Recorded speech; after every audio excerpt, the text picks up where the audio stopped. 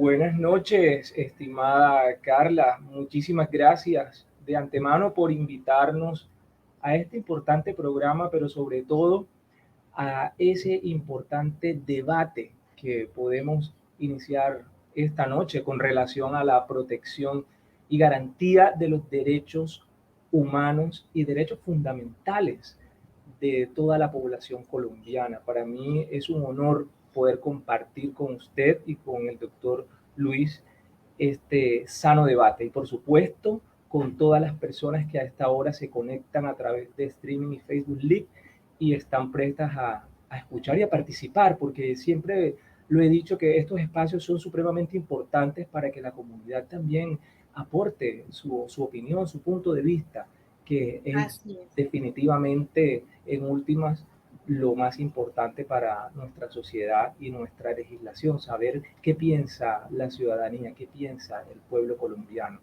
de la Así forma es, como se doctor legisla. Miguel. Eso es muy Doctor, importante.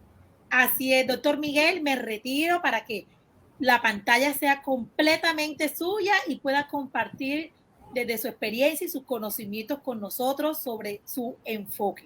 Así que lo dejo aquí para que todos los conectados podamos verlo, visualizarlo bien y podamos escucharlo de manera excelente. Claro que sí, muchas gracias, doctora Carla. Bien, yo lo primero que debemos rescatar y resaltar en este punto tan álgido como lo es el derecho al aborto o ese cambio de precedente constitucional que se viene manejando en Colombia a partir de febrero de 2022 con la expedición de la sentencia C055 de 2022, valga la redundancia, que permite el aborto hasta la semana 24 de gestación. Una decisión que ha causado gran controversia, no solo para los legisladores, para la misma Corte Constitucional y las demás entidades públicas del Estado, sino también dentro de la sociedad, porque sabemos hay opiniones encontradas. Sabemos de que cuando hablamos del derecho a la vida de las personas, siempre, siempre van a ocurrir opiniones diversas. Y no está de más de que surjan, porque sabemos de que es el derecho principalísimo de la vida, devienen los demás derechos, de manera de que cuando sentimos de que está siendo coartado ese principal derecho, creemos que están en juego todos los demás que nos consagra la Carta Política y por supuesto las normatividades internacionales. En ese orden de ideas, estimados colegas, yo creo que es muy pertinente que sepamos el concepto de persona, de ser humano y el que está por nacer o nacitud. Estos conceptos legales, jurídicos, son antiquísimos porque nuestra legislación colombiana proviene de la cultura jurídica del siglo XIX. En ese sentido, nuestro Código Civil nos dice que persona es todo individuo de la especie humana, cualquiera que sea su edad, sexo, estirpe o condición. Textualmente así está en el artículo 74 del Código Civil. Sin embargo, históricamente el concepto de persona ha variado a través de la historia. Observamos cómo en la antigua Grecia el concepto de persona hacía alusión a la tragedia antigua que representaban los griegos, a ese drama que los actores querían representar a la sociedad y lo relacionaban con las máscaras que usaban estos actores. Ellos interpretaban un rol y ese rol era el que los griegos denominaban una persona, quien está por representar o interpretar algo para la sociedad. Sin embargo, para los griegos, el embrión y el alma hacían parte del cuerpo de la mujer que estaba en gestación, por decirlo de esa manera. Entonces no hacían esa diferencia entre el que está por nacer y la persona humana, porque lo consideraban parte integral de la mujer.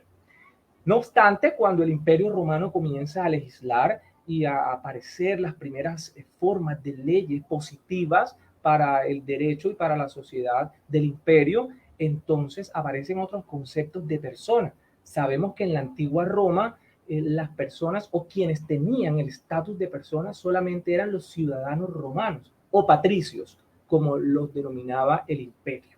Los esclavos y los extranjeros no tenían el carácter de persona dentro del imperio. Los romanos diferenciaron entonces tres clases de personas o tres estatus que tenía la persona en el recorrido de su vida. El estatus familiar, el estatus libertatis y el estatus comitatis.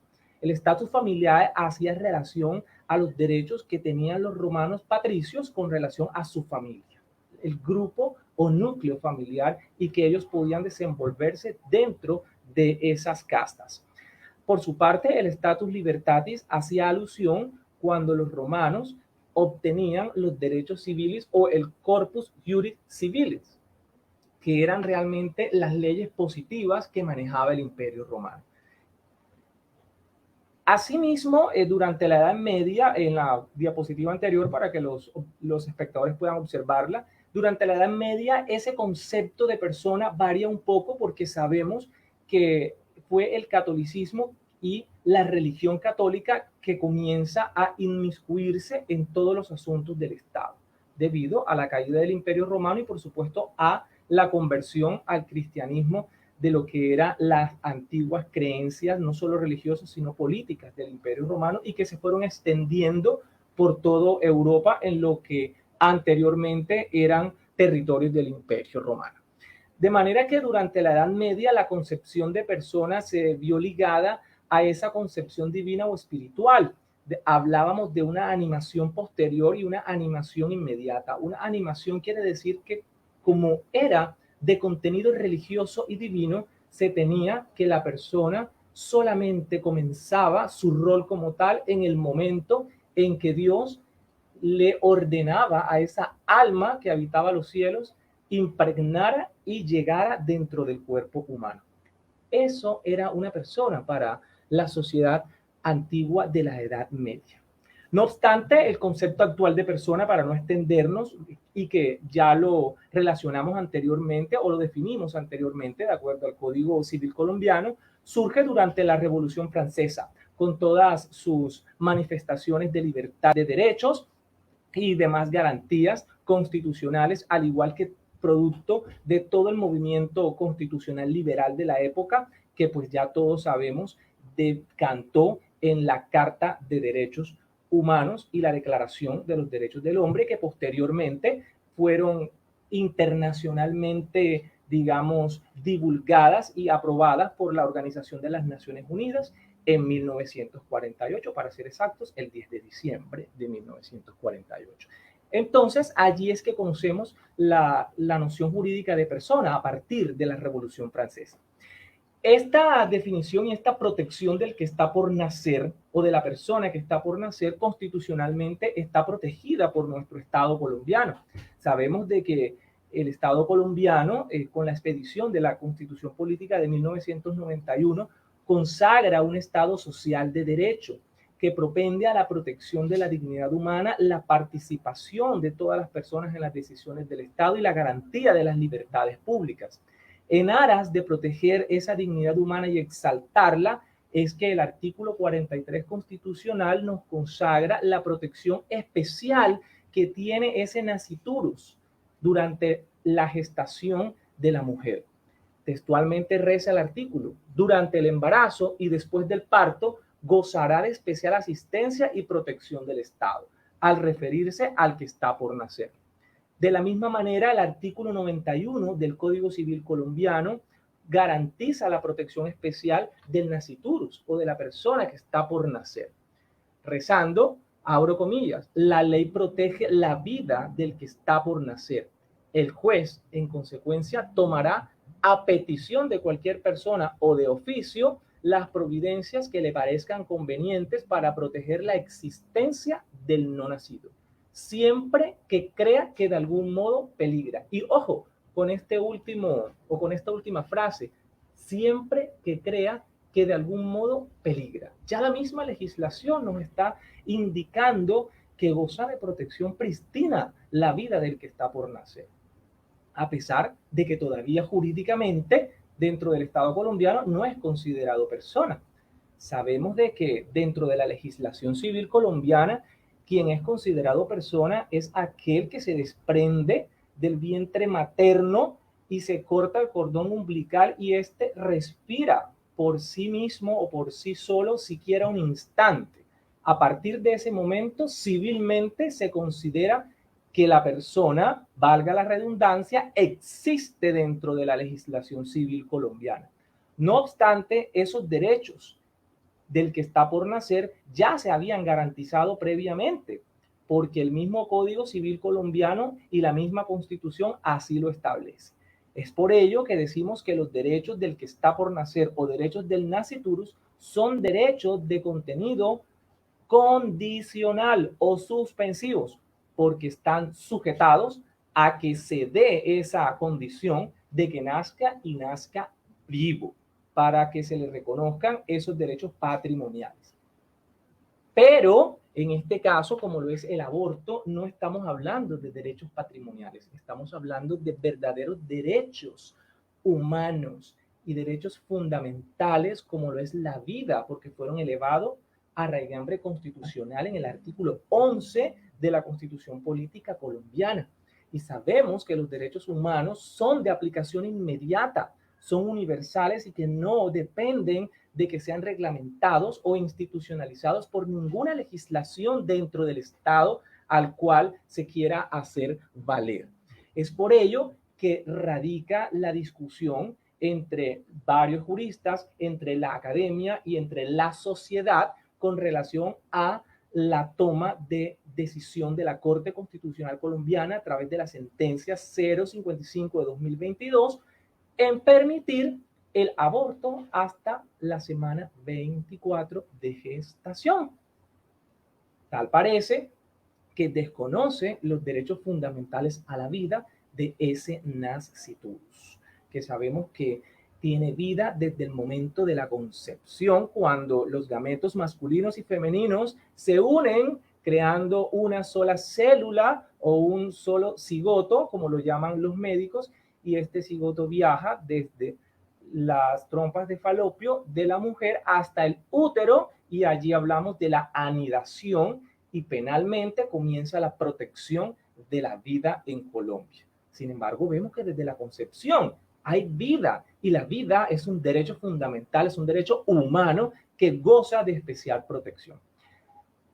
Esta protección especial al no nacido, por favor, doctora Carla, continuemos con las diapositivas, ha sido desarrollado y protegido por la jurisprudencia nacional colombiana.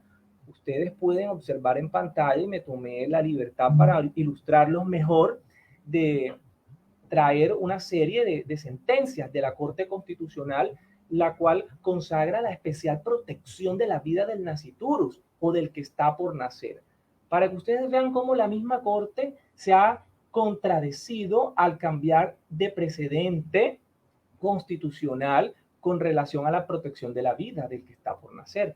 Asimismo, vemos entonces que la sentencia C-133 del año 1994, la misma Corte Constitucional nos afirma que en la Constitución Política se reconoce el derecho a la vida de todo ser vivo perteneciente a la especie humana, y que este derecho es de carácter irrevocable, y que ello no implica que el nasciturus carezca de esa protección, teniendo en cuenta el valor esencial e importante que tiene el derecho a la vida para asegurar la especie humana, y que éste no desaparece por la falta del alumbramiento, y era lo que decíamos anteriormente.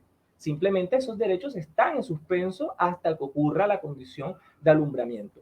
Pero vuelvo y reitero, esos derechos condicionales hacen alusión a los derechos patrimoniales o de carácter civil. Quiero dejar claro durante esta intervención que la Corte simplemente reguló derechos humanos, como lo es la vida.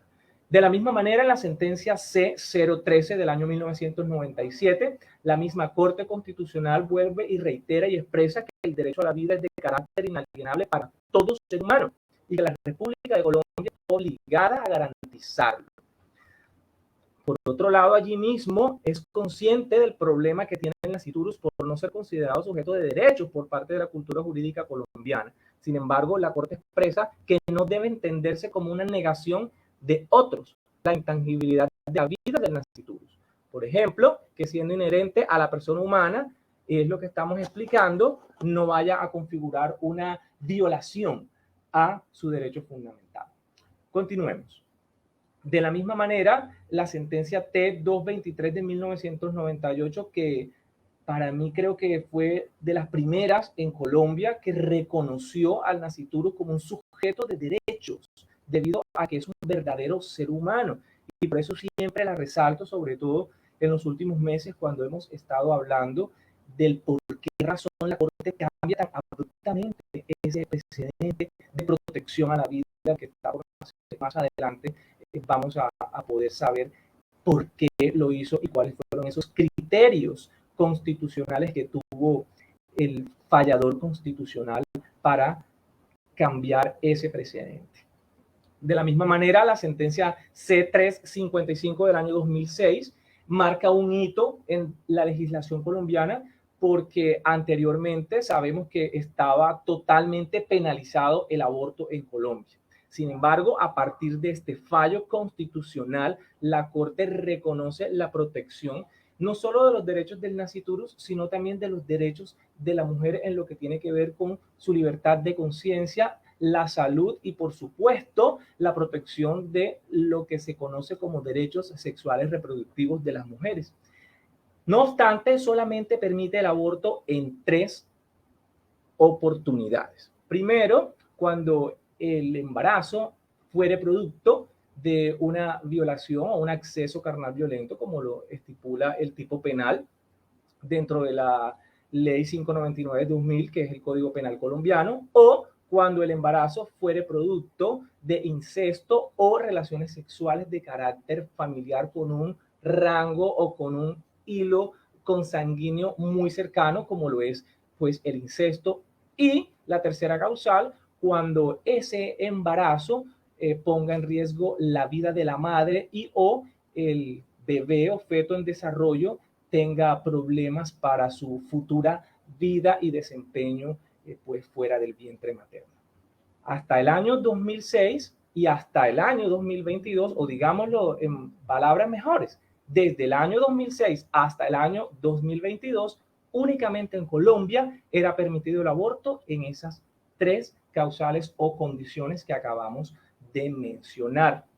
El problema surge realmente es porque durante el transcurso de estos casi 16 años, algunas mujeres que querían acceder al aborto basándose en alguna de esas 3 causales, a veces no lograban que los médicos lo practicaran, aduciendo a esa objeción de conciencia y esa objeción profesional que gozan todos los profesionales, valga la redundancia, de la salud con relación a la protección del derecho a la vida.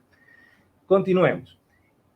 Es por esta razón que durante el año 2022 la Corte Constitucional toma la decisión histórica dentro del Estado colombiano de cambiar ese precedente y ampliar la protección a la mujer con relación al embarazo no deseado.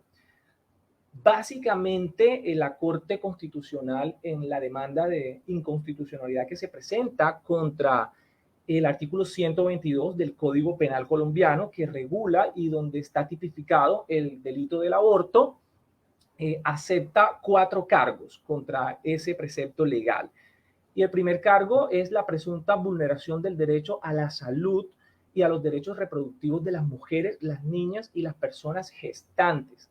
El segundo cargo hizo alusión a un presunto desconocimiento de la libertad de conciencia de las mujeres, porque en la mayoría de los casos hay mujeres que deciden conscientemente no ser madres y no están obligadas a que el Estado ni la sociedad les endilgue esa obligación. El tercer cargo hablaba de un presunto desconocimiento de la finalidad constitucional de la prevención general de la pena y las características constitucionales que esta conlleva. No me voy a referir a este cargo ni a analizarlo, toda vez tenemos dentro del panel al doctor Luis, quien es especialista en derecho penal y puede él referirse en mejor manera con relación al cargo del desconocimiento de la finalidad constitucional de la prevención general de la pena del delito de aborto. Y el cuarto cargo que se debatió para poder aprobar ese aborto hasta la semana 24 finalmente fue la vulneración de los derechos de igualdad de las mujeres que se encuentran en el territorio colombiano en condiciones de vulnerabilidad y sobre todo la población mujer migrante que habita el Estado colombiano. En ese sentido, observamos cómo dentro de esos cargos, objeto de demanda de inconstitucionalidad al artículo 122, podemos observar que hay un choque de derechos humanos y de derechos fundamentales. Lo que se conoce dentro de los campos del derecho como una tensión constitucional, como la llamamos los constitucionalistas. ¿Por qué una tensión constitucional de normas? Porque es una colisión, un encuentro abrupto de normas de carácter superior, como lo son derechos fundamentales que están al mismo nivel que se encuentran. Y el fallador constitucional no sabe en ese momento cómo decidir esa tensión o esa colisión constitucional, porque hablamos de que son normas que están en la misma cúspide, son derechos fundamentales, hacen parte de la normatividad dogmática de nuestra Constitución porque son declaraciones de derechos, aunado a que gozan de especial protección por la comunidad internacional, la Declaración Universal de los Derechos Humanos. Y sabemos que nuestro Estado colombiano consagra el bloque de constitucionalidad, que quiere decir que todas las normas y tratados internacionales en derechos humanos y que han sido ratificados dentro del Estado colombiano prevalecerán sobre la misma normatividad interna. Sin embargo, para que el juez constitucional pudiera resolver esta colisión de la que les estoy comentando, esta colisión de derechos fundamentales, como lo es el derecho a la vida del nasciturus frente a los derechos sexuales, reproductivos y libertad de conciencia de la mujer gestante, tenían que solucionarlo. Y desde mi punto de vista jurídico, la Corte Constitucional toma el principio de la proporcionalidad de derechos al hacer esa ponderación. Hacer una ponderación de derechos es valorar y darle importancia a un derecho más que al otro. Palabras básicas y sencillas para que los oyentes me puedan entender. ¿Por qué hacen esta ponderación? Porque necesitamos resolver esa controversia jurídica. Y podemos usar varios criterios como la especialidad o la proporcionalidad. En este caso, aplicó el juez constitucional el principio de proporcionalidad para la ponderación.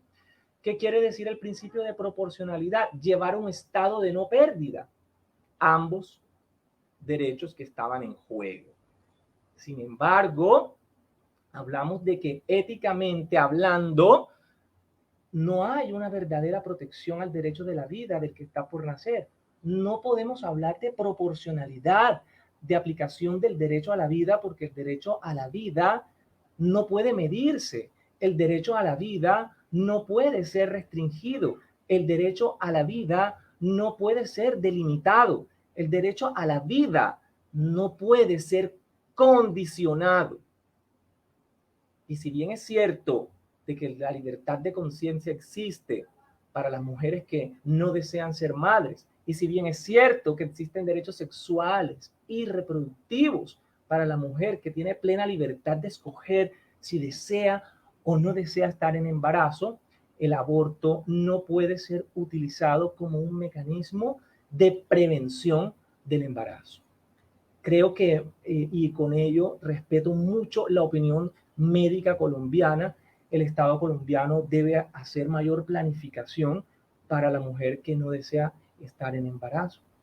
Pero no podemos hablar de coartar una vida por el solo hecho de que se quiera proteger derechos sexuales y reproductivos, porque el embarazo es un hecho posterior a la decisión de querer y de cómo querer reproducirse o de cómo ejercer libremente mi sexualidad. El embarazo es un hecho posterior. Puedo previamente escoger cómo desarrollar mi sexualidad y cómo desarrollar mis derechos reproductivos. Por esa razón, desde la academia, muy respetuosamente hoy quiero presentar a los oyentes esa posición con relación a la toma de la decisión de la Corte Constitucional de ampliar ese campo de aplicación de aborto hasta la semana 24. Hablamos de que ya un niño de 6 meses en la barriga está completamente formado y creo que es un homicidio anticipado el quitarle la vida a un ser inocente, inofensivo y que no tiene las maneras para decirte yo quiero vivir, porque ninguna de las personas que nos encontramos vivas en el planeta Tierra, o la gran mayoría, ninguna deseamos morir. Si hacemos una gran encuesta hoy con las personas que tenemos conectadas, que son 13, observando en mi navegador, estoy completamente seguro que si les pregunto si ustedes quieren vivir, todos vamos a responder que sí. Entonces, esa es mi posición con relación a la protección constitucional del que está por nacer.